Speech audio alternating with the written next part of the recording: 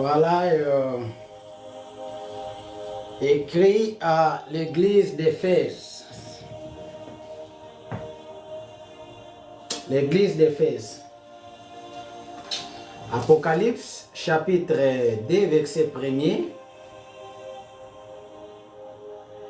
jusqu'à 7.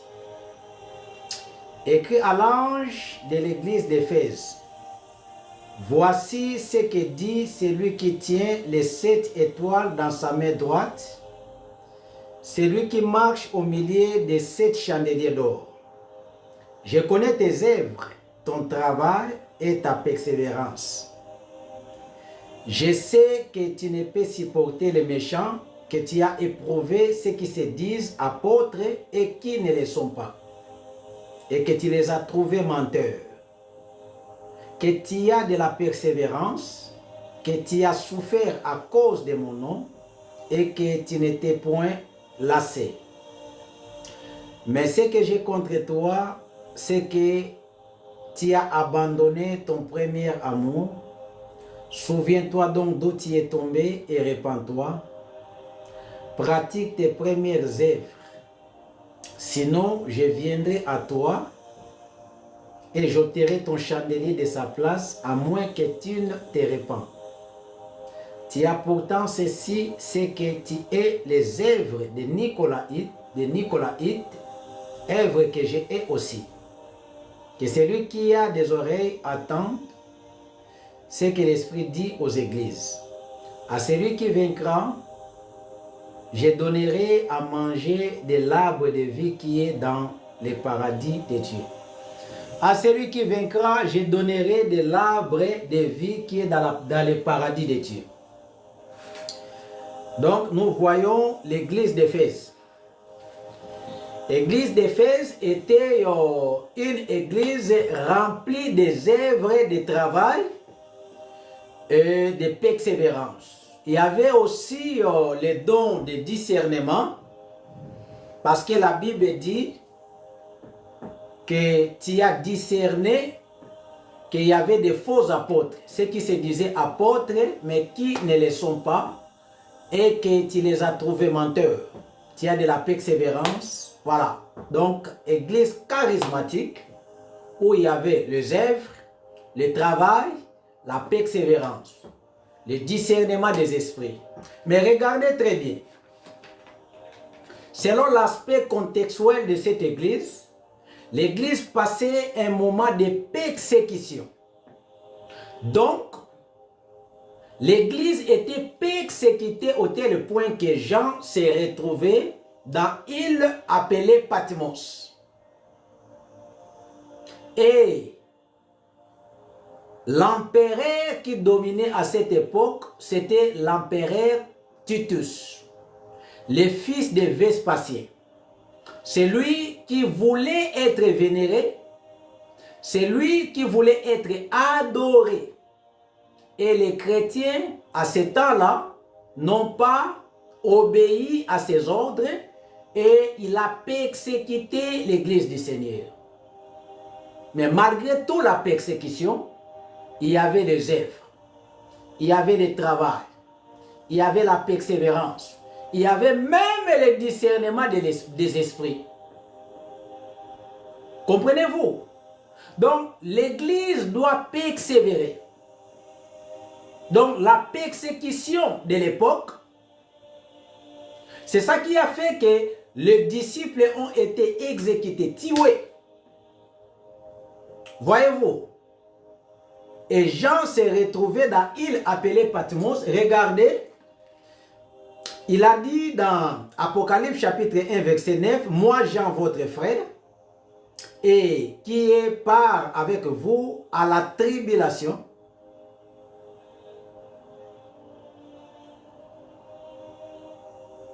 au royaume et à la persévérance en Jésus, j'étais dans l'île appelée Patmos à cause de la parole de Dieu et du témoignage de Jésus. » Donc, il s'est retrouvé dans l'île appelée Patmos à cause de la parole. Frère, tu es persécuté. La persécution fait partie des signes précurseurs.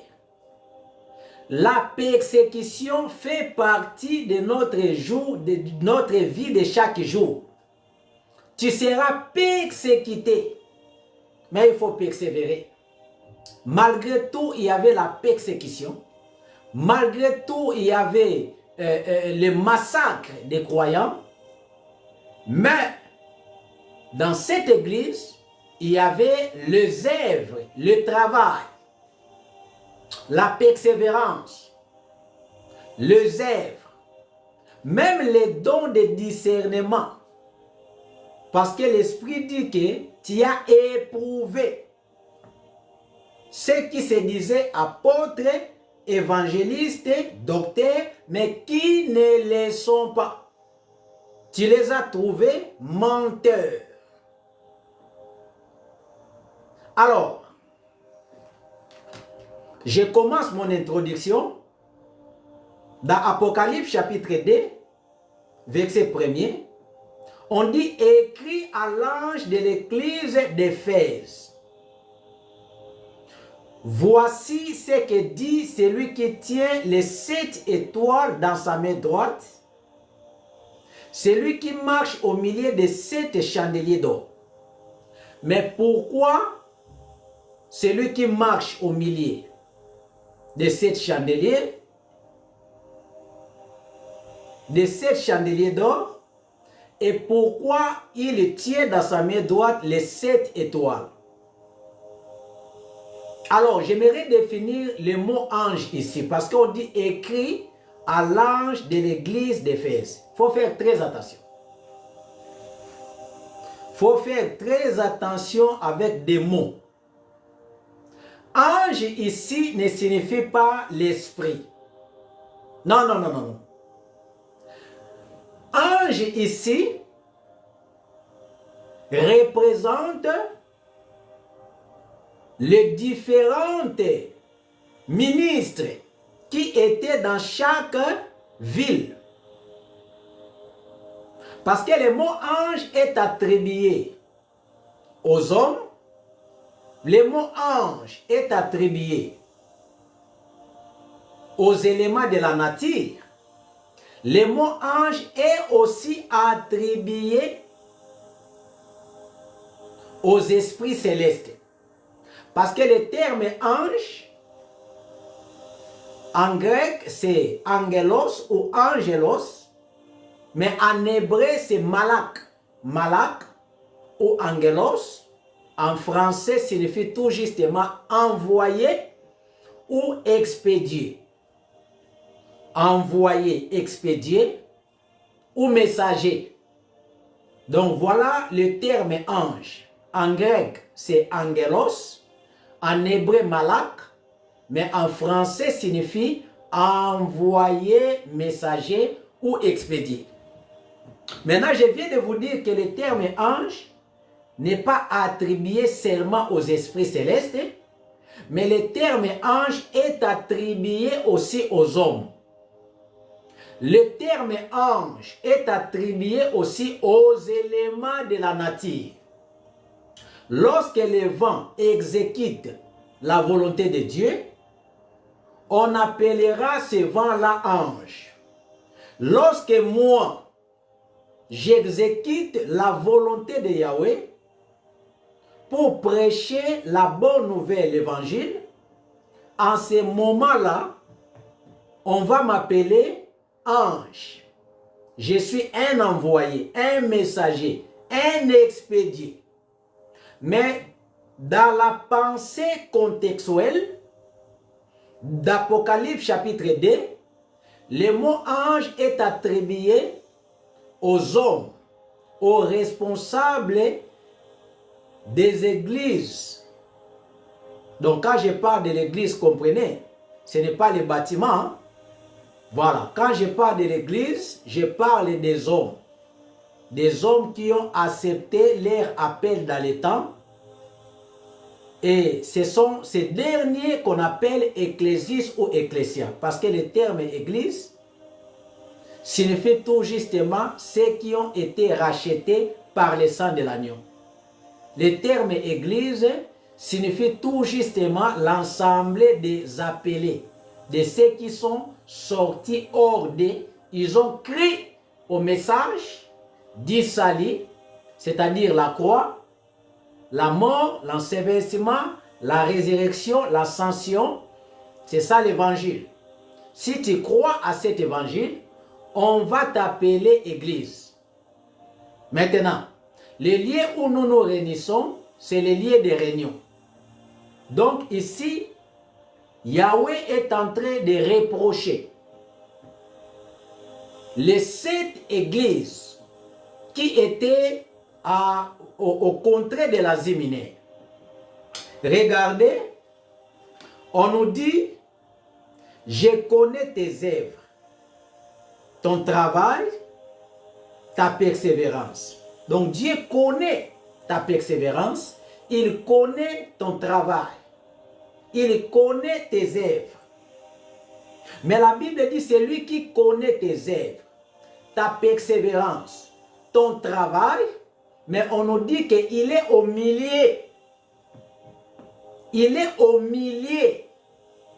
Pourquoi Yehoshua, étant le véritable chandelier, se présente au milieu de 7 chandeliers d'or? Dans mon introduction, je vous ai dit que dans l'aspect contextuel, l'Église passait un moment de la persécution. Et Jean même lui-même, il a témoigné. Il a dit c'est à cause de la parole et de l'évangile de Mashiach, il s'est retrouvé à île appelée Patmos. C'est là où il était dans la prison. Et il a reçu une vision par rapport aux 7 églises de l'Asie mineure. Mais aujourd'hui, nous parlons que de l'église d'Éphèse. Une église charismatique qui a persévéré, qui avait le travail, la persévérance et le discernement pour discerner que tel apôtre, c'est un faux. Mais malgré toute la persécution, on nous dit qu'il y a celui qui tient dans sa main droite les 7 étoiles, il était au milieu. C'est-à-dire là, on présente Yehoshua au milieu de l'église. Parce que les 7 chandeliers d'or représentent tout justement les 7 églises de l'Asie mineure. Et les 7 étoiles représentent tout justement les 7 vainqueurs, les 7 anges des 7 églises. Donc les anges ici, ce sont des responsables, comme des pasteurs, apôtres, prophètes, voyez-vous, voilà. Ce sont eux qui avaient la mobilité de pouvoir recevoir les messages et transmettre à l'église. Mais malgré la souffrance, on nous dit que c'est lui qui tient dans sa main droite les 7 étoiles, c'est-à-dire c'est lui qui nous soutient étant des ministres. C'est lui qui marche au milieu des 7 chandeliers d'or, c'est-à-dire il est au milieu de l'église. C'est-à-dire il est là pour s'identifier à la souffrance afin de pouvoir donner la solution. Parce que l'église passait déjà un moment de persécution. Tous les apôtres ont été exécutés parmi les 12 et Jean, il est resté seul en prison. Et tous les autres croyants ont été exécutés. Mais malgré toutes les exécutions, Yahweh dit qu'il est au milieu. J'aimerais dire à quelqu'un, tu passes des moments tellement compliqués, tellement difficiles. Tu es peut-être persécuté, rejeté. Laissez-moi vous dire, la persécution, les rejets, la déconsidération fait partie des signes précurseurs avant l'arrivée de Mashiach. Souvenez-vous, dans Matthieu chapitre 24, verset 12, la Bible dit ceci, l'iniquité sera accrue, l'amour des plus grands nombres se refroidira, mais celui qui persévérera, celui qui persévérera. Donc, un vrai croyant, il est toujours persécuté. Il est toujours abandonné, mais tu dois persévérer. N'abandonne pas. N'abandonne pas. N'abandonne pas, ma sœur. Même si on t'a rejeté, tu es resté seul. Mets dans ta tête que tu n'es pas seul. Mets dans ta tête que Yahweh nous avait promis qu'il sera là avec nous. Matthieu chapitre 28, 19 à 20. Allez partout dans le monde. Faites des nations des disciples. Les baptisons au nom du Père, du Fils et du Saint-Esprit. Le Père, le Fils et le Saint-Esprit, c'est Jésus-Christ lui-même. Ce sont des manifestations. Mais la Bible dit, je serai avec vous. Voyez-vous? Donc Jésus, avant même de monter, il a assuré à ses disciples, quelle que soit la souffrance, moi je serai toujours là. Tu souffres à cause de la vérité. Tu es menacé, tu n'as rien fait. Persévérer. Yahweh est là. Il est au milieu. Il est au milieu. N'abandonne pas. La persécution fait partie des signes précurseurs. Christ avait dit, vous serez haïs, abandonnés, rejetés. Si tu as la vérité, n'abandonne pas à cause des rejets, à cause de la déconsidération. Continuez. Continuez. N'abandonne pas, ma sœur. Tu plais parce qu'on t'a rejeté. Tu plais parce qu'on t'a trahi. Laisse-moi te dire, Jésus est là, il est toujours au milieu. Mais pourquoi c'est lui qui tient dans sa main droite les 7 étoiles et qui marche au milieu de 7 chandeliers d'or? Il est toujours là au milieu. Pourquoi? Parce qu'il veut s'identifier. Il veut s'identifier à ta souffrance pour te donner la solution. Jésus est là. J'aimerais dire à quelqu'un là où tu es, crois seulement que Jésus est là. Il est là pour s'identifier, étant le Fils de l'homme, pour s'identifier à ta souffrance, afin de te donner la solution. L'Église a persévéré. L'Église avait les œuvres et le travail, même le discernement des esprits. Continuez à travailler. Yahweh est au contrôle. Continuez à prier. Yahweh est au contrôle parce qu'il est le maître du milieu. Voilà. Il est au milieu de tes difficultés. Il est au milieu de ta souffrance. Il est au milieu. Il y a persécution pour t'accorder la faveur. Donc, au moment où l'Église passait un moment très difficile, au moment où on persécutait, on exécutait, on tuait les chrétiens de l'époque, Jean persévérait et l'Église était là pour travailler. Travailler. Continuez à travailler. Yahweh est là. Il a promis à l'Église qu'il sera toujours là jusqu'à la fin de notre mission. Tu n'es pas seul. Écoutez très bien. J'aimerais dire une chose à l'Église. Lorsque nous acceptons le Seigneur, Yahweh vient habiter en nous pour marcher avec nous.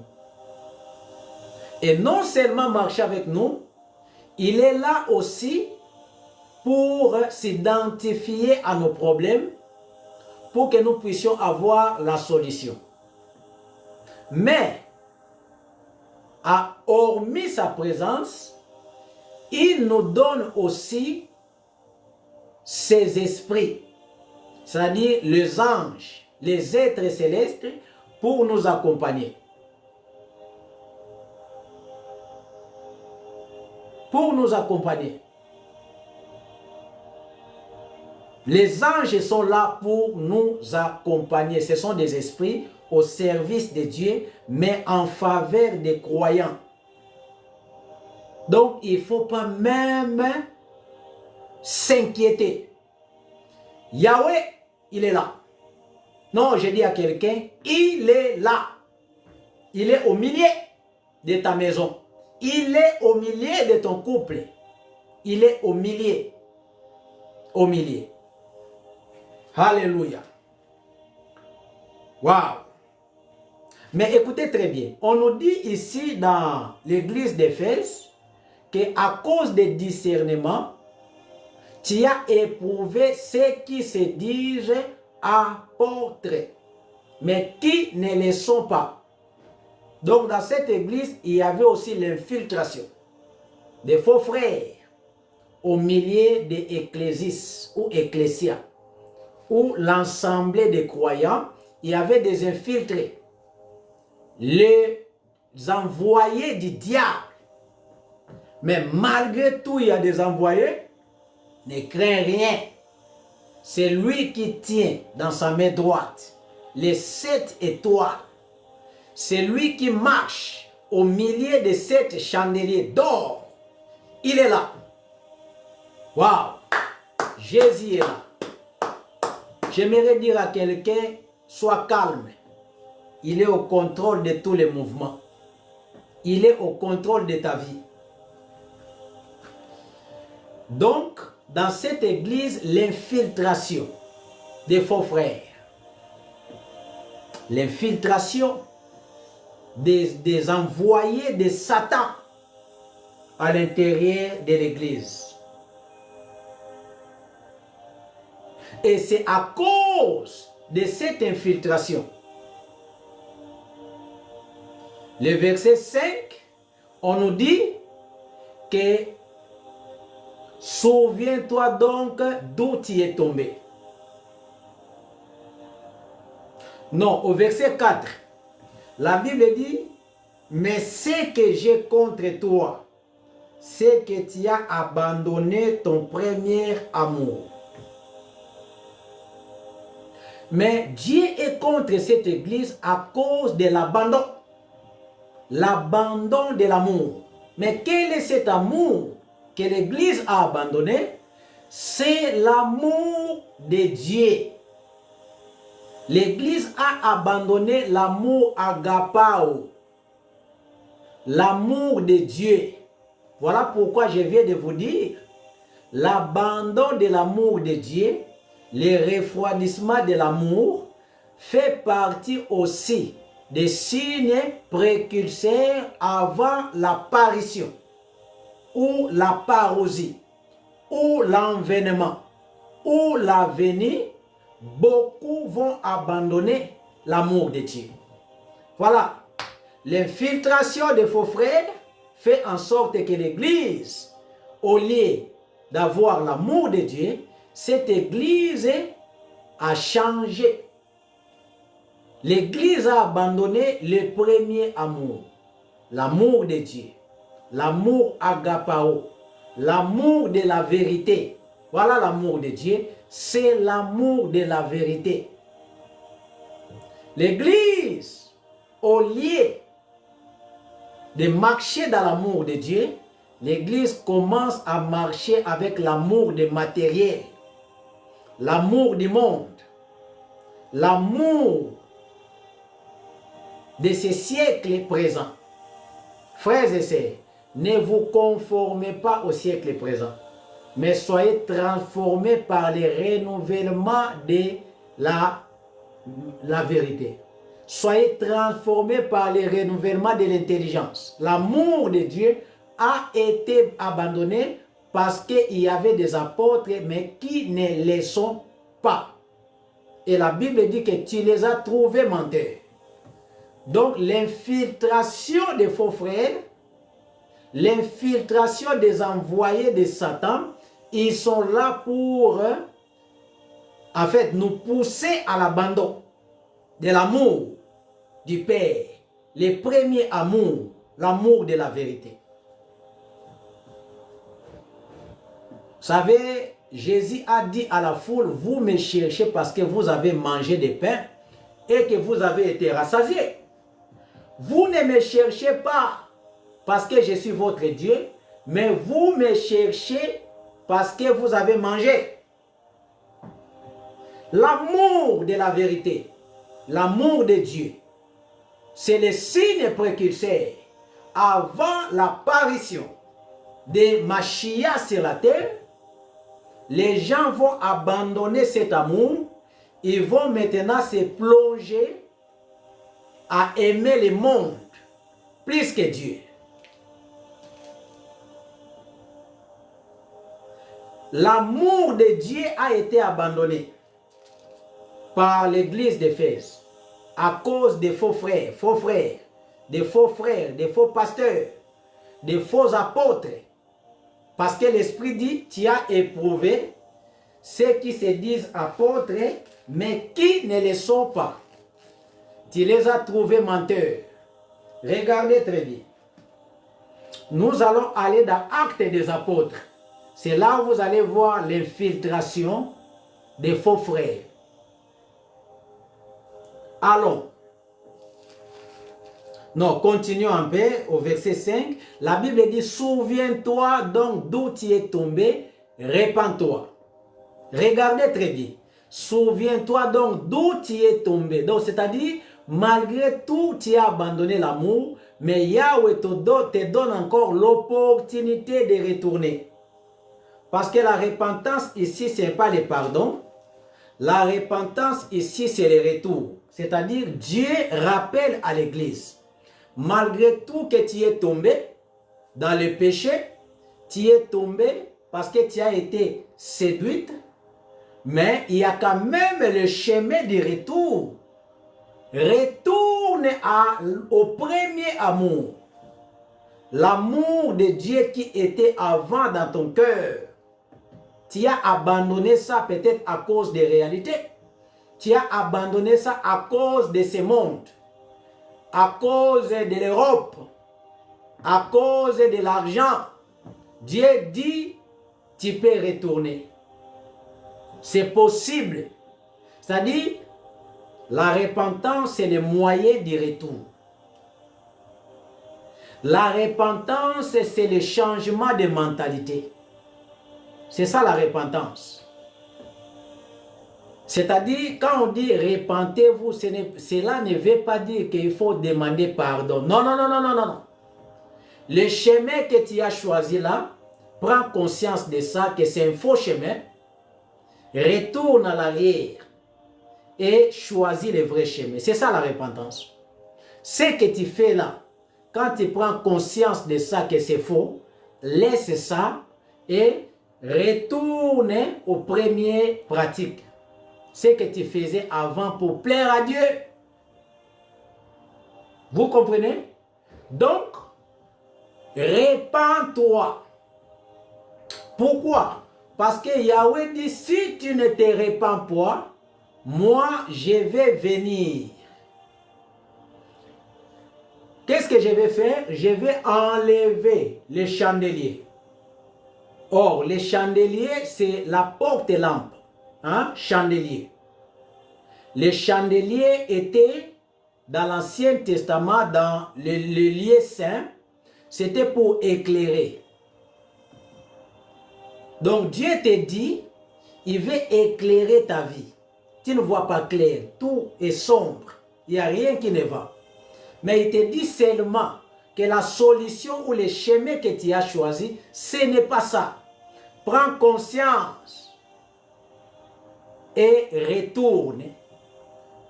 Si tu ne te retournes pas, il y aura encore les ténèbres dans ta vie. Parce que le chandelier, c'est la lumière. Il va enlever sa lumière et tu vas continuer dans les ténèbres. Et quand tu es dans les ténèbres, tu ne peux rien voir. C'est fini. Donc, l'opportunité, Dieu te donne c'est de retourner à lui, de reconnaître le chemin que tu avais pris et de changer le chemin, de changer la pratique, de changer la mentalité, de changer la façon de voir les changements. La repentance. La repentance n'a rien à voir avec le pardon. Parce que le pardon, nous l'avons déjà obtenu par la mort de Jésus à la croix. Si nous croyons à sa parole, il a effacé nos péchés. Mais le problème, c'est quoi? La repentance, c'est le changement de mentalité. Change un peu la façon de faire les choses. Est-ce que ce que tu fais, c'est correct? Est-ce que ce que tu fais, c'est en accord avec la volonté de Dieu? C'est ça ce que Dieu te demande. Le premier amour, l'amour de Dieu, l'amour du Père, au milieu de la souffrance, ne choisis pas les ténèbres, mais retourne à Dieu. C'est ça la repentance. Beaucoup de gens pensent que quand on parle de la repentance, on parle du pardon, le pardon c'est ça. Non, non, non, non, non. Le terme repentance, métanoïa en grec, ou métalonia, signifie tout justement ce que je faisais avant. Quand je prends conscience de ça, Yahweh m'a parlé, j'arrête de faire ça. C'est ça la repentance. Mais le pardon, c'est à la croix. Vous comprenez? Je vous avais dit que Colossiens 1, 12 à 14, la Bible dit en qui nous avons la rémission des péchés. C'est-à-dire c'est à la croix, c'est là où Yahweh a éradiqué le péché d'Adam et les péchés étant les actes que nous commettons. Parce que le mot rémission des péchés, je vous avais dit, en grec, c'est aphésis. Le terme aphésis touche les deux dimensions des péchés. Voilà, si vous regardez dans Colossiens 1, 12 à 14, à la fin, on nous dit qu'en qui, c'est-à-dire en Jésus, nous avons la rédemption et la rémission des péchés. Donc, la rémission des péchés, c'est au pluriel. C'est pour dire que Jésus était venu pour expier les doubles dimensions des péchés.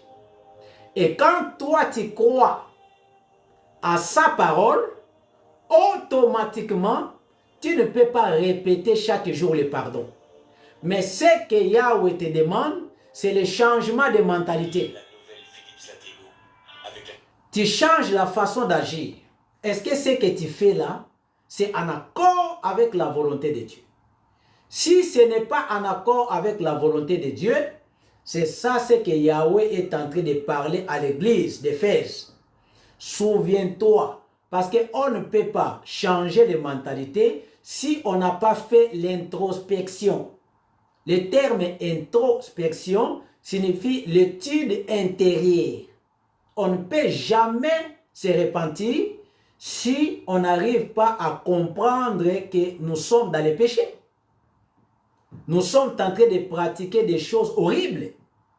Vous voyez? Donc l'église, il y avait le travail, la persévérance, les œuvres, le discernement des esprits pour discerner que ce sont des faux apôtres. Mais il y a une chose que Dieu est contre, c'est l'amour de Dieu a été abandonné. Les gens sont plongés dans l'amour de l'argent.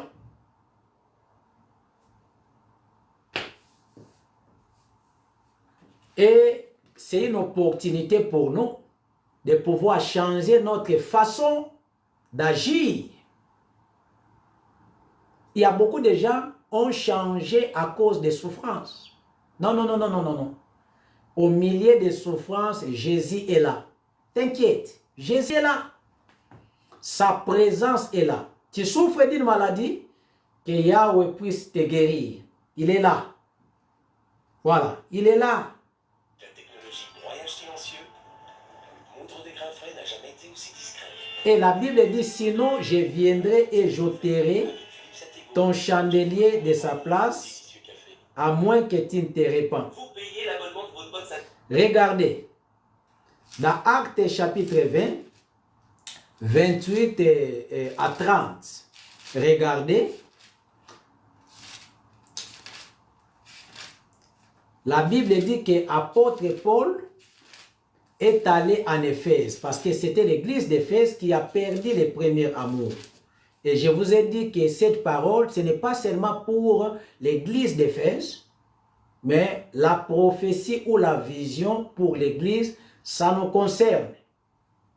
Nous, l'église d'aujourd'hui, cette parole nous concerne. Te concerne, cette parole me concerne.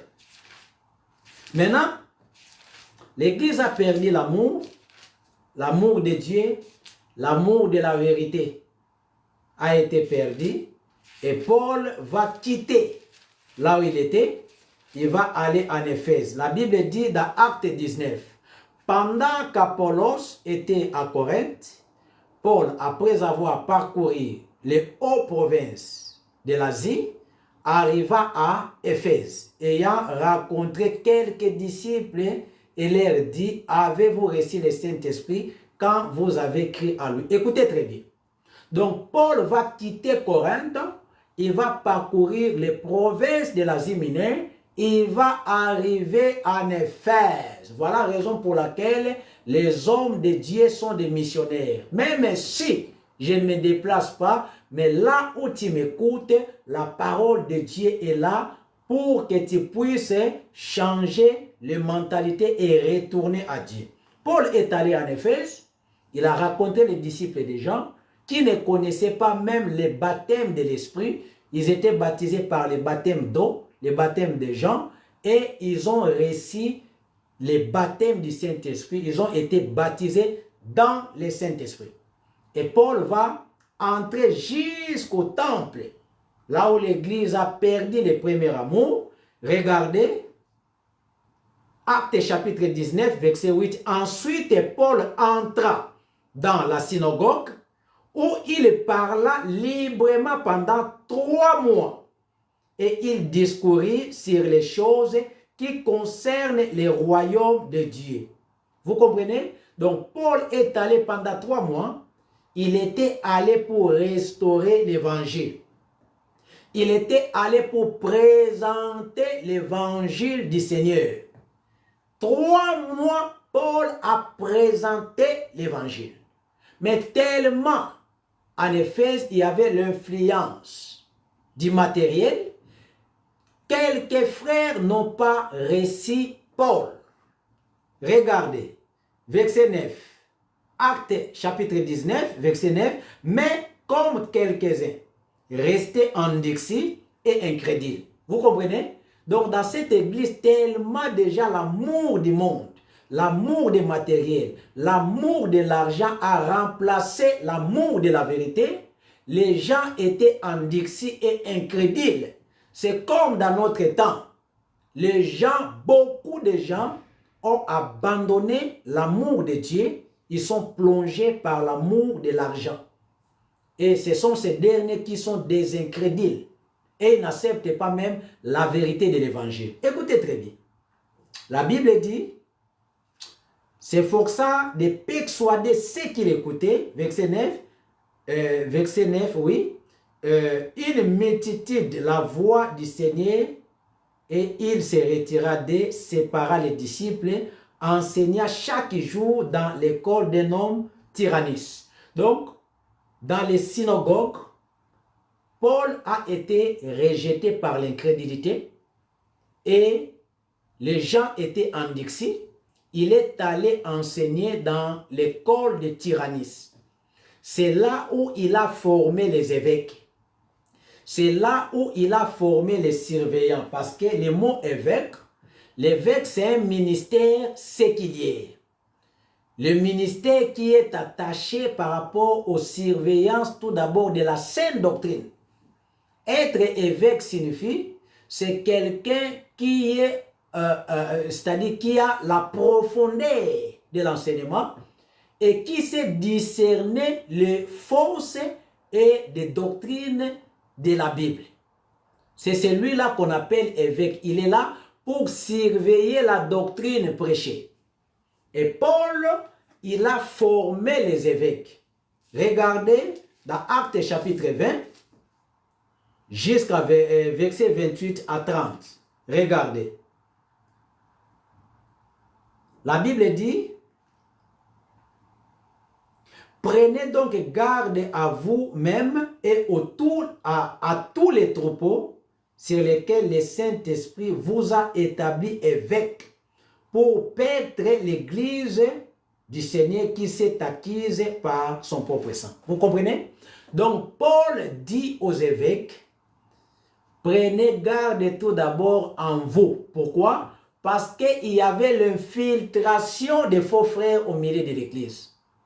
Maintenant, il appelle, il réveille la conscience des évêques de surveiller l'enseignement prêché à l'intérieur des synagogues. Il dit, à vous-même d'abord, prenez garde, et au troupeau du Seigneur. Vous voyez? Donc l'évêque est là, il est en train de veiller pour sa propre vie et pour la doctrine de l'Église. Est-ce que cette doctrine, c'est la saine doctrine ou c'est l'évangile de Satan? Regardez, verset 29, le même verset 28, la Bible dit, Dieu a choisi les évêques pour perdre l'église du Seigneur, c'est-à-dire des hommes. L'église, c'est le lieu où les gens doivent grandir dans l'enseignement. La connaissance de Christ.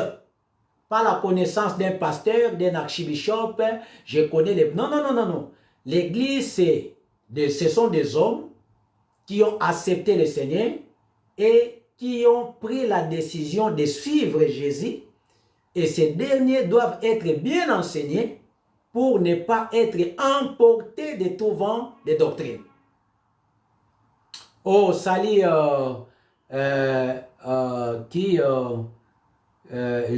Joumois, Moussa, salut à Vainqueur Banet, enfant de lumière, salut à vous mes frères, que Dieu vous bénisse. Donc vous voyez, donc les évêques devaient surveiller la doctrine parce que ils ont été établis pour perdre l'église du Seigneur, enseigner l'église. Comprenez-vous? Regardez Actes chapitre 19, le verset 29 à 30. Regardez, Paul dit, je sais qu'il s'introduira parmi vous après mon départ des loups cruels qui n'épargneront pas le troupeau. Ils s'introduiront des loups cruels, c'est-à-dire des faux frères, ils vont s'introduire. Les évêques, vous devez veiller sur la doctrine prêchée. Veiller sur l'enseignement prêché. Les évêques sont là pour veiller sur l'enseignement parce que ce sont des personnes qui sont des anciens par rapport à l'évangile et l'enseignement de Christ. Donc, les évêques devaient surveiller parce que l'infiltration déjà des faux frères au milieu de l'église, ils se sont infiltrés en vêtements de brebis pour empêcher les croyants dans la liberté de l'évangile par rapport à leur marche. Ils s'introduiront des loups cruels. Ce sont des cruels, mais ils sont déguisés à des anges comme des frères, mais ils sont là pour dépouiller, détruire votre vie. Vous comprenez? Le verset 30, il a dit, et qu'il s'élèvera 10 milliers de vous, des hommes qui enseigneront des choses pernicieuses pour entraîner les disciples après eux. Alléluia. Donc, ils s'introduiront et ils s'élèveront 10 milliers. Donc, c'est-à-dire, il y avait des frères qui étaient en dehors et il y avait l'infiltration de ceux-là qui étaient à l'intérieur. Et l'objectif, c'était de pouvoir priver l'Église de la vérité. Vous comprenez? Donc, quand on appelle une personne pasteur, apôtre, évangéliste, évêque, qui encore, docteur, il est là pour enseigner l'Église sur la doctrine. La doctrine sur les salis. La doctrine sur Yehoshua HaMashiach. Il est qui? Est-ce qu'il est le sauveur de l'humanité? Est-ce qu'il est le Fils ou il est le Dieu manifesté en chair? Donc, on ne peut pas choisir un pasteur pour prêcher les démons, Satan et les liens. Non! Quand on choisit un pasteur au milieu de l'Église, c'est un enseignant pour révéler Christ à l'Église. Vous comprenez? Il est là établi pour révéler les mystères cachés de tous les âges, révéler ça à l'Église. Révéler l'identité de Christ. Il est qui? Jésus. Il n'est pas établi pour parler des démons, de Satan, des sorciers. Il est établi pour révéler Christ, édifier, perfectionner, afin que l'Église ne soit pas emportée. Vous voyez, l'Église d'Éphèse était infiltrée du milieu, c'est-à-dire à l'intérieur et à l'extérieur. Il y avait des loups cruels. Et la Bible dit, ces loups-là n'épargneront pas les brebis du Seigneur. Donc un loup, il vient avec les vêtements. Il vient avec l'apparence. C'est un imitateur. Mais son cœur est rempli de haine et de jalousie. Il est là pour dépouiller l'Église du Seigneur. Et laissez-moi vous dire, les 7 églises de l'Asie mineure étaient confrontées avec de fausses doctrines. Entre autres, la doctrine des Nicolaïtes, la doctrine du jézabilisme, deuxième doctrine. Troisième, la doctrine du judaïsme. Vous comprenez? Donc, ces doctrines-là, c'est ça, ces doctrines qui étaient là pour menacer l'Église du Seigneur. La doctrine du jézabilisme, la doctrine des Nicolaïtes, la doctrine de Jézabel, Nicolaïte, jézabilisme, Nicolaïte, jézabilisme, donc doctrine, donc il y avait plusieurs doctrines qui étaient là. Et l'Église était en danger. Voilà pourquoi Paul a dit, veillez sur vous-même et sur les troupeaux par lesquels le Saint-Esprit vous a établi pour paître l'Église du Seigneur, qu'il s'est acquis. Cette Église-là, ce sont des hommes qui ont accepté de suivre Jésus. Vous voyez, comme vous et moi, nous sommes l'Église du Seigneur. Nous avons accepté, mais l'ennemi envoie au milieu de nous des faux frères. Ils sont là seulement pour nous distraire. Et ces frères-là viennent avec l'évangile de Satan, des démons et des sorciers au milieu de l'Église. Il y a des frères qui disent que non, Dieu m'a établi pour la délivrance, pour le ministère de la délivrance. Non, non, non, non. Éphésiens chapitre 4, 7, 8, 9, 10, Dieu a choisi les 5 ministères, c'est pour perfectionner les saints. C'est pour l'édification des saints. C'est pour révéler les saints qui est Jésus. La connaissance du Fils de l'homme. Pas des démons. C'est pour amener les chrétiens à la maturité, à l'état d'homme fait et à la stature parfaite de Christ. Vous comprenez? Donc, cette église d'Éphèse était en danger à cause de l'infiltration des faux frères. Malgré toute la persévérance, malgré tout le travail, malgré tous les œuvres, malgré tout le discernement des esprits, que l'esprit pouvait révéler que ces derniers sont des faux, mais il y avait l'infiltration à l'intérieur et à l'extérieur. Et il fallait maintenant des évêques, les gens qui connaissent la doctrine, pour veiller sur la doctrine prêchée, la doctrine du jézabélisme, la doctrine de Nicolaïte, Nicolaos, c'est la doctrine qui cherche à manipuler l'Église par des fausses doctrines. Entre autres, la doctrine de jézabélisme, la doctrine de nicolaïte, la doctrine de Balaam, c'est-à-dire la doctrine qui engage, pousse les chrétiens à faire, à manger le viande sacrifiée aux idoles et à se livrer aux actes immoraux, à l'impudicité. La doctrine de Nikolaos, c'est-à-dire dominateur du peuple. La doctrine qui cherche à dominer les gens par des fausses doctrines. Et l'Église a perdu le premier amour. Et Paul étant apôtre, il est allé pour restaurer l'Évangile. Et si vous regardez dans Actes chapitre 19, si vous lisez ça très bien, vous allez voir qu'il y avait aussi l'idolâtrie en Éphèse.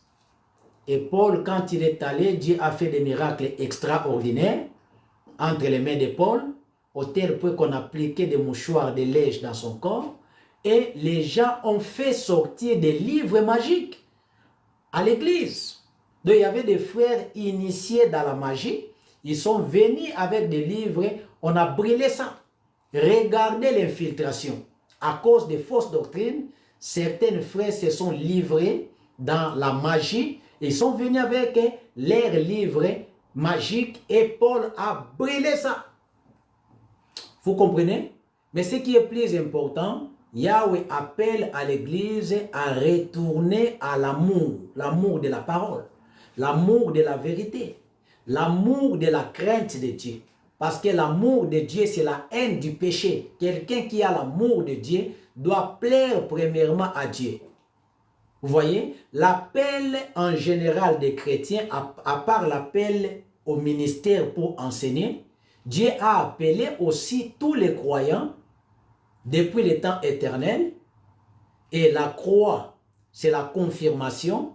Et lorsque vous acceptez l'évangile, vous répondez à votre appel. Vous comprenez? Vous répondez à votre appel dans le temps. Maintenant, Yahweh est en train de parler à l'église, pas aux païens. Il parle à l'église. L'église qui a perdu le premier amour, de retourner à l'amour véritable. Vous comprenez? La doctrine de Satan, prêchée à l'église. Voyez-vous? Regardez 1 Timothée. 1 Timothée, on nous dit que 1 Timothée 4, la Bible dit, dans les derniers temps, quelques-uns vont abandonner la vérité pour s'attacher à des esprits séducteurs. L'attachement à des esprits séducteurs. Donc l'Église s'est attachée à des esprits séducteurs, aux faux frères, et il a perdu l'amour. Au lieu d'aimer le Seigneur, les gens aiment plus les choses du monde que la parole de Dieu, que l'obéissance à la parole. Que Yahweh vous bénisse. Oh, Papa Biva, vous êtes là. Donc je parle de l'amour de Dieu. Dieu veut que nous puissions l'aimer. Pourquoi? Parce que nous, étant que les hommes, nous avons été créés. Nous sommes les résultats de la création. Dieu a créé Adam et Ève pour que Adam reste toujours avec lui.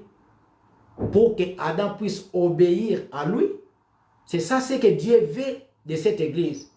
Il sait que l'église a l'amour, l'église est là pour travailler, mais l'amour là, l'amour de Dieu, il n'y en a pas. Et quand on parle de l'amour de Dieu, on doit haïr tout ce qui est mal. C'est-à-dire, quand j'ai l'amour de Dieu, je ne peux pas tuer un frère, détruire la vie d'un frère, parce que ce frère-là a été créé par Dieu. Il est le résultat de l'amour de Dieu. Je ne peux pas lui faire du mal. Vous voyez? Mais regardez cette église, il a perdu totalement l'amour de Dieu. Vous comprenez? Donc ici, je vous ai parlé tout d'abord de l'aspect contextuel par rapport à ces temps-là. que l'Église était sous l'influence de Titus, qui était le fils de Vespasien. Il était un empereur et c'est lui qui voulait être vénéré. Donc prendre la place de Dieu. Et comme l'Église avait refusé, il a commencé à massacrer, à torturer, à exécuter même tous les croyants là de cette époque. Mais malgré tout, l'Église a persévéré. Il y avait le travail, la persévérance, tout ça. Et il y avait aussi l'infiltration des faux frères, ce que je viens de vous montrer. Dans Actes, chapitre 19, Paul quitte, part en Éphèse. Les gens, à cause de l'amour du monde, ont refusé. Il a choisi, il a formé les évêques pour veiller sur la doctrine. Vous voyez? Donc, on a besoin aussi des évêques, des apôtres pour veiller sur la doctrine. Parce que l'objectif, c'était quoi? C'était de séduire l'Église. Parce que la Bible dit, prenez garde à vous et aux troupeaux par lesquels l'Église, le Saint-Esprit vous a établi.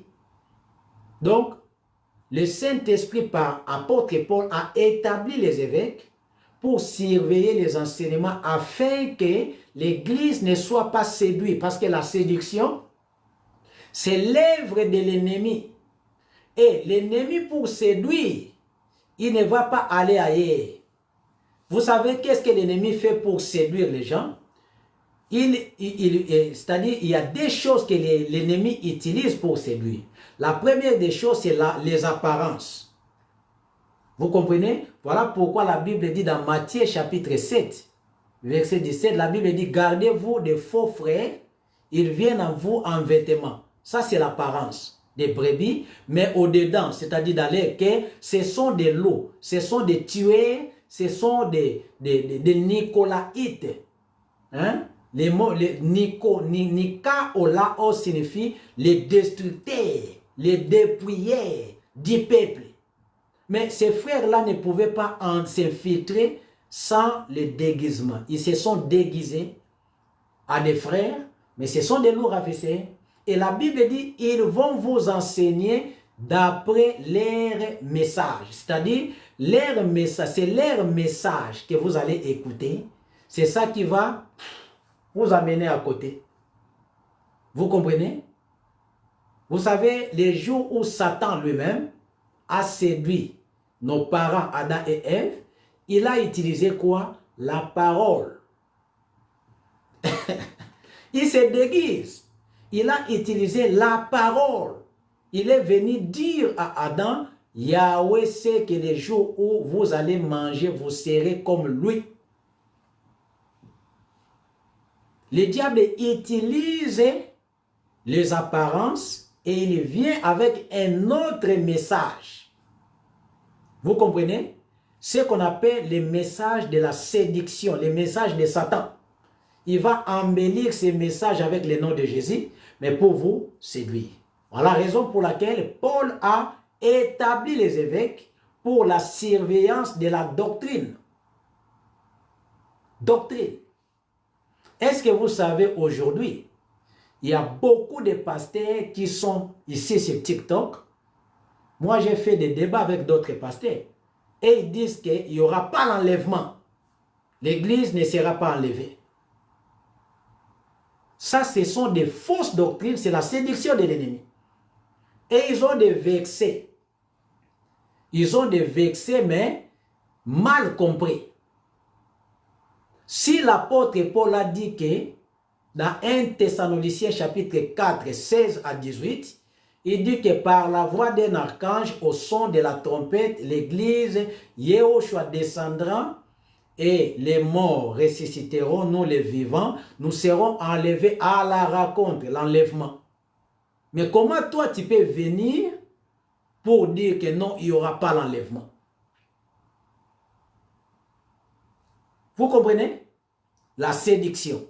Maintenant, à l'époque de l'église, de cette église, il y avait la persécution par Titus, le fils de Vespasien. Il y avait aussi l'infiltration des faux frères à l'intérieur comme à l'extérieur de l'église. Maintenant, il fallait ceux-là qui connaissent l'évangile puissent veiller sur ses faux frères. Parce que la Bible dit ils vont vous enseigner des messages très dangereux. Les messages qui n'est pas dans la Bible, mais ils vont manipuler la Bible pour tromper et en même temps séduire l'Église du Seigneur. Il fallait les surveiller, les évêques. Où sont-ils, les défenseurs de la sainte doctrine, pour veiller sur la doctrine? Quand moi j'ai écouté qu'il n'y aura pas l'enlèvement, je me suis dit, oh, il n'y aura pas l'enlèvement. Mais maintenant, 1 Thessaloniciens 4, Jean chapitre 14. Vous comprenez? Jean chapitre 14. Je viendrai, je vous prendrai. Il va nous prendre auquel moyen? C'est au moyen de l'enlèvement. Il sera suspendu dans les airs. Les morts en Christ vont ressusciter. Les vivants vont monter à la rencontre de Jésus dans les airs. Mais ils vont aller où? C'est au 3e ciel. C'est là où il y a les trônes. Nous serons là-bas. Donc tu ne peux pas s'élever pour dire que non, il n'y aura pas l'enlèvement. Là, tu détruis les fondements des apôtres. Tu détruis ce que Jésus-Christ a prêché. Vous voyez la séduction. Maintenant, lorsque vous écoutez ces messages, avec beaucoup de versets, si vous n'êtes pas assidus sur les fondements de la parole, qu'est-ce que vous allez faire? Vous allez vous perdre. Je crois 2 Thessaloniciens 2:7, qu'est-ce que la Bible dit? La Bible dit, le mystère de l'iniquité agit déjà. Il faut que ceux qui les retiennent aient disparu. Là, on parle de l'Église sur la terre. C'est pour dire que, aussi longtemps que l'Église est sur la terre, il n'y a pas eu la disparition par l'enlèvement, l'Antichrist ne peut pas faire son apparition.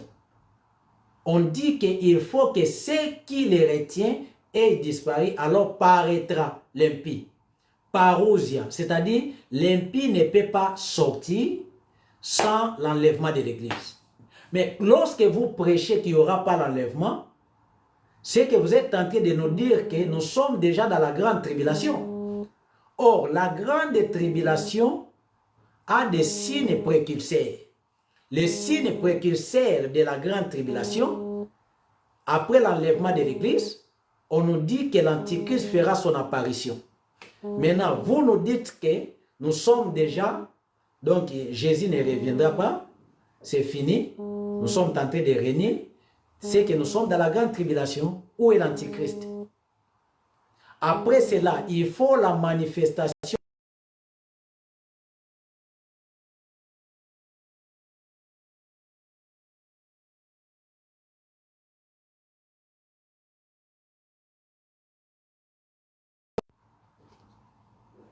Il faut la manifestation des 2 prophètes.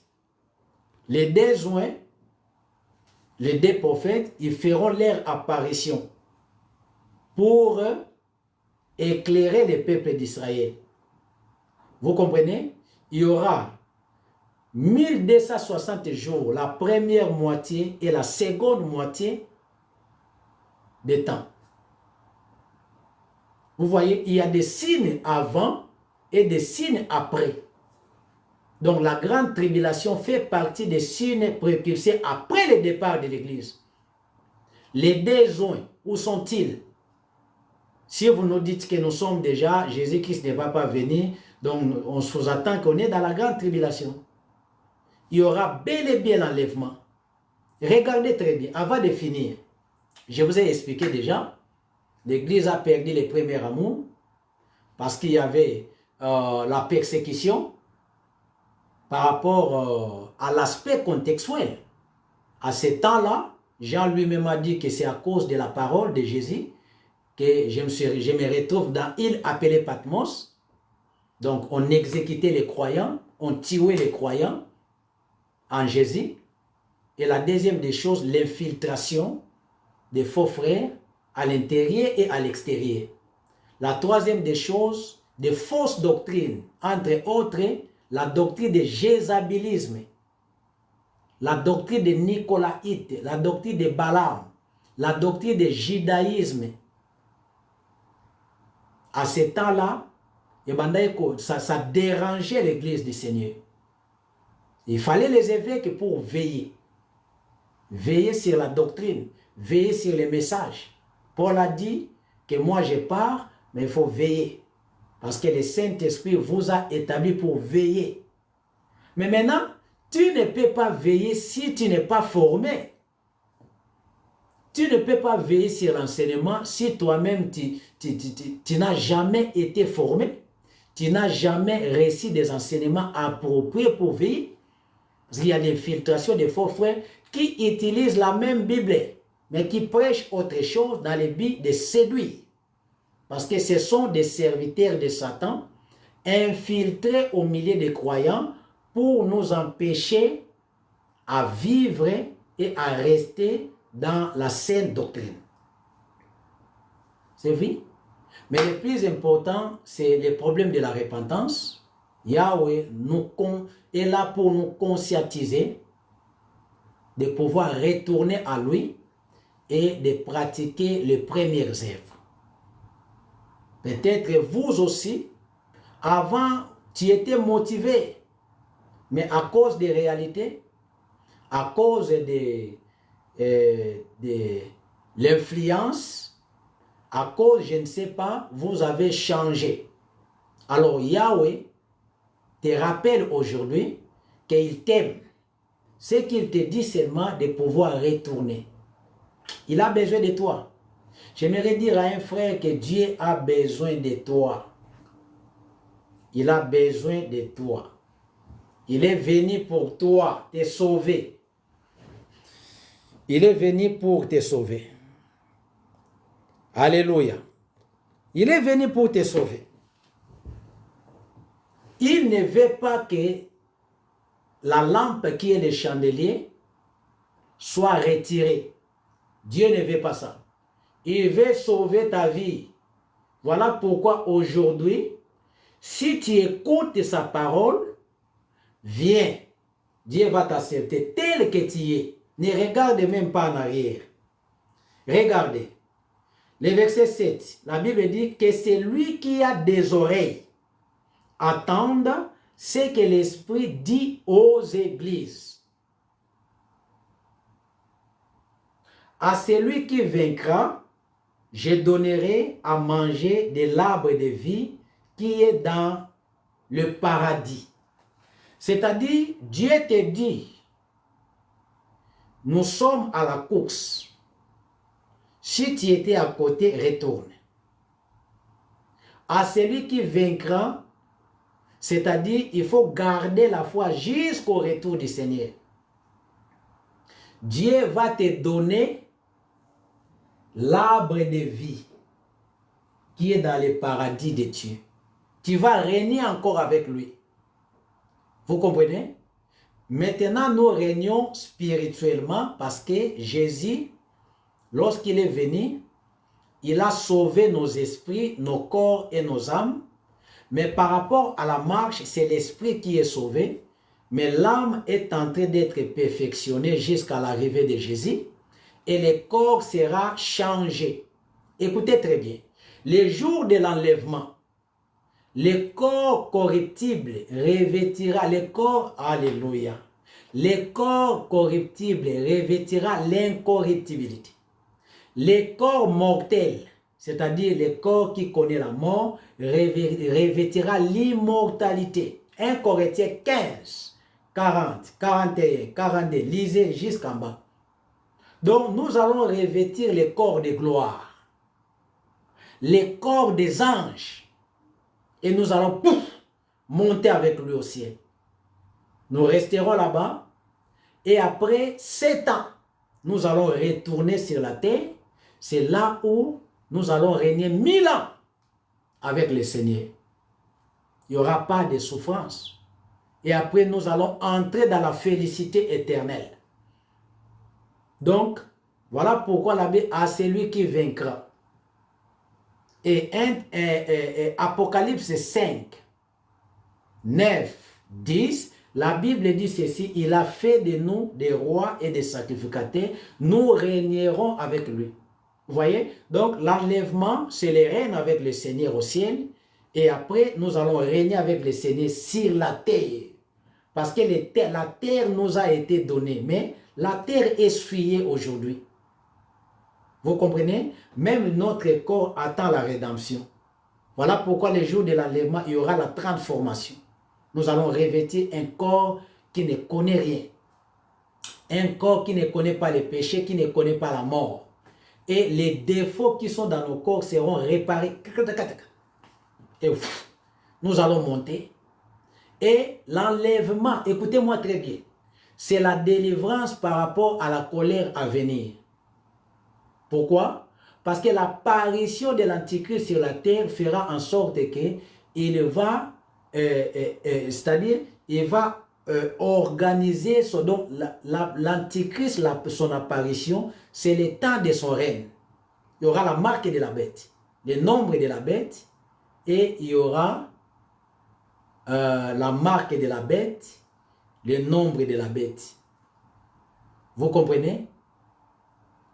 Donc, la marque de la bête, le nombre de la bête, le nom de la bête signifie tout justement ceux qui vont accepter de marcher avec lui. C'est ça la marque. Vous serez marqués. Vous voyez? Et aujourd'hui, spirituellement, les païens, je ne dis pas que les païens sont entrés, c'est-à-dire ont la marque. La marque là n'est pas visible, mais ça travaille en mystère. Nous aussi, nous avons la marque de Christ parce qu'il nous a scellé du sceau de son esprit. C'est ça même le sceau de notre appartenance lorsque nous acceptons le Seigneur. Dieu nous met un sceau de son esprit pour dire que Dieu va l'ensana qui encore Fifi et à moi. Vous comprenez? Donc la marque c'est l'appartenance. Maintenant aujourd'hui c'est un mystère. Mais quand l'Antichrist fera son apparition, après le départ de l'Église, il va s'organiser et il va obliger les nombres, la marque, l'appartenance à lui. Et ça sera terrible. Je vais vous parler un jour sur la prophétie biblique. Ce n'est pas pour... voilà. Mais il y a des réalités, il ne faut pas rater l'enlèvement. L'enlèvement est réel. Que personne ne vous trompe. L'enlèvement est réel. Et avant l'enlèvement, Christ nous a montré, il y a des signes. Il y a des signes déjà. Aujourd'hui, nous voyons beaucoup de signes. Donc, il faut se préparer. Jésus revient bientôt. Retourne à ton premier amour et pratique les biens.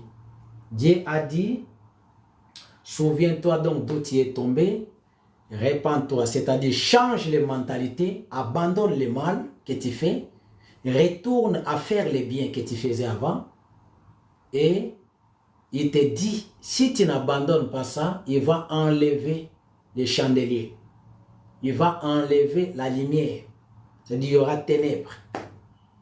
Donc c'est l'avertissement de Dieu pour l'église de l'Asie mineure et pour nous aussi parce que les événements prophétiques concernent aussi l'église. Alors, je suis à la fin. Je pense que peut-être demain, je vais passer. Je vais parler pourquoi l'église sera enlevée et pourquoi les 144 000 d'Israël vont rester sur la terre. Il faut comprendre cela. Si tu ne comprends pas cela, tu vas t'embrayer inutilement par rapport au retour du Seigneur. Parce que le retour du Seigneur a des phases. Première phase, c'est l'enlèvement de l'Église. Nous qui croyons en lui, nous serons enlevés. Mais Israël qui l'a péché, abandonné, christifié, Israël va rester. Vous comprenez? Voilà pourquoi il y a des phases. Il y a l'enlèvement. Et il y a le retour du Seigneur pour traiter l'affaire d'Israël, l'affaire d'Israël qui est tombée dans l'endurcissement. Maintenant, demain, je vais parler sur le retour du Seigneur. Je vais expliquer maintenant pourquoi l'Église sera enlevée. Qu'est-ce qui a fait que l'Église soit enlevée? Parce que quand Jésus était venu sur la terre, Si vous regardez Matthieu 15, 10, 24, 25, vous allez voir que Jésus a dit, je n'ai été envoyé qu'aux brebis perdues de la maison d'Israël. Vous comprenez? Mais pourquoi Israël reste, une partie d'Israël reste? Nous, les nations, on était même loin de la promesse, mais nous sommes maintenant préparés pour l'enlèvement. Pourquoi ça? Donc je vais vous parler, parce que dans les retours du Seigneur, il y a deux phases. L'enlèvement et les retours d'Israël, les retours de Jésus pendant la bataille d'Armageddon pour mettre fin au gouvernement de l'Antichrist. Parce que l'Antichrist va tuer les peuples juifs, il va massacrer, il va injecter son autorité jusqu'au tel point que Yahweh va retourner rapide comme son peuple, il va mettre fin au gouvernement de l'Antichrist sur la terre. Vous comprenez? Donc, toutes ces choses-là, je vais vous parler parce que ça trouble beaucoup de passés quand on dit le retour du Seigneur. Voilà pourquoi il y a beaucoup de pasteurs qui disent que oh non, il n'y aura pas l'enlèvement parce qu'ils n'ont pas compris les mouvements entre l'Église et Israël.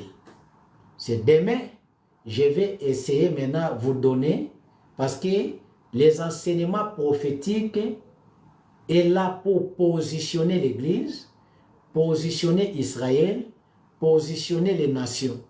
Donc, il y a la place des nations, il y a la place d'Israël, il y a la place de l'Église, il y a la place de la Vierge folle, il y a la place de Babylone la Grande. Vous voyez? Donc, il y a Babylone la Grande, la Vierge folle, Israël de 144 000, Église, les nations.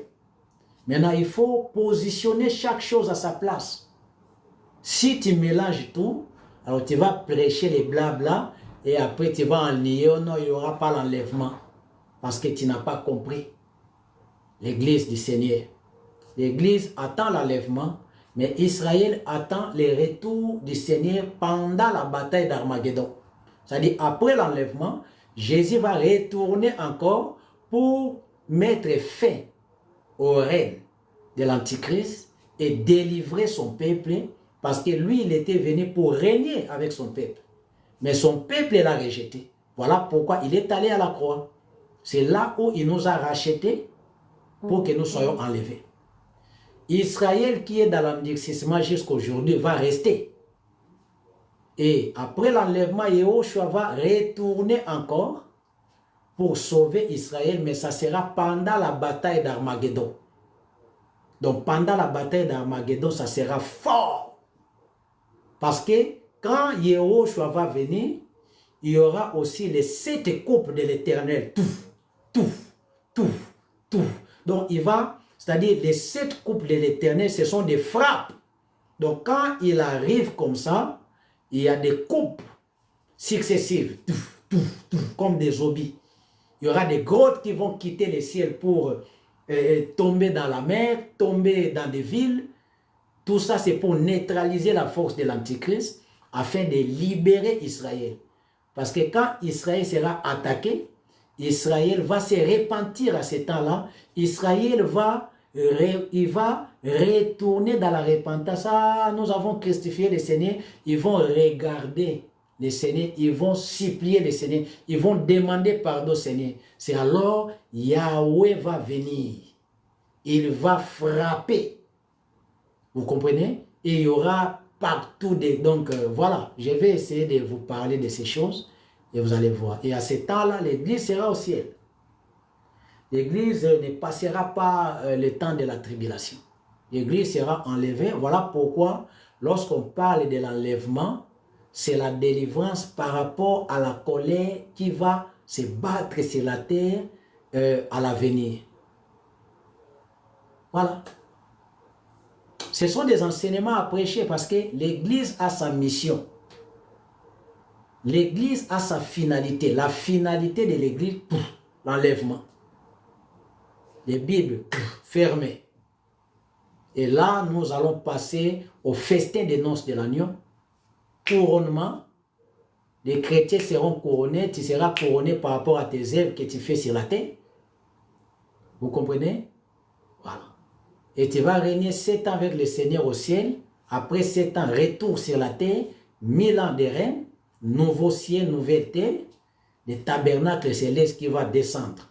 Et la terre et le ciel seront balayés. Il y aura nouveau ciel, nouvelle terre. Vous comprenez? Donc c'est merveilleux, mes frères. Donc aimez Dieu, répentez-vous, accrochez-vous au Seigneur. Il y a déjà des signes que nous voyons sur la terre. Vous voyez des guerres, des bruits de guerre, vous verrez. Ce sont des signes précurseurs qui nous montrent qu'on doit se préparer. Jésus revient bientôt. Il peut venir maintenant, il peut venir après live, il peut venir après demain. Il faut se préparer à la rencontre de l'époux. Baruch Hashem. Merci. Que Dieu vous bénisse.